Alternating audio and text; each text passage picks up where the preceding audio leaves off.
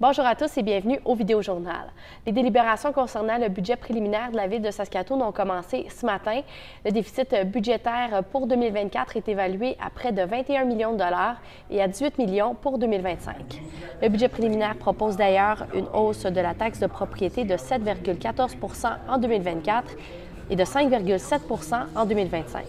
L'administration de la Ville et le Conseil ont discuté des solutions pour augmenter les revenus, mis à part les impôts. La hausse des coûts des contraventions pour le stationnement a été suggérée, mais pour un budget équilibré, la Ville devra quand même augmenter les impôts fonciers. Les délibérations commencent aujourd'hui et ça se poursuit jusqu'à jeudi. La semaine dernière, le gouvernement de la Saskatchewan disait que le projet d'Ottawa de rendre le réseau électrique canadien carboneutre d'ici 2035 coûterait 40 milliards de dollars à la province, en plus de coûter aussi beaucoup de pertes d'emplois.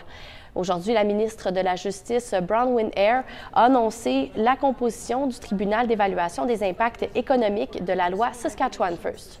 Je rappelle que cette loi a pour but d'affirmer la compétence de la province sur ses ressources naturelles.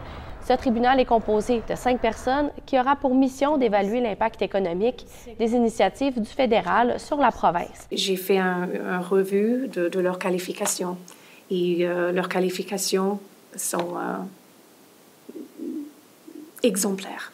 Je vous invite à consulter toutes nos plateformes aujourd'hui alors que nous allons analyser en détail les parcours et l'expérience des membres qui ont été choisis pour ce tribunal. En terminant, un accord de principe est conclu entre les membres de la section 882 du Syndicat canadien de la fonction publique et de la Ville de Prince-Albert. Il y aura maintenant un vote justement pour ratifier cette entente. Ce vote aura lieu jeudi cette semaine.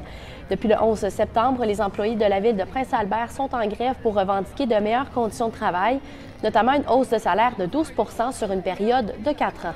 La Ville proposait plutôt une hausse de 11 % sur 4 ans. Voilà, c'est ce qui complète ce vidéojournal pour aujourd'hui. Pour connaître tous les détails concernant l'actualité et les développements de l'actualité du jour, rendez-vous sur notre site web Ici Saskatchewan ou encore sur notre application mobile Radio-Canada Info. Je vous souhaite de passer une très belle journée.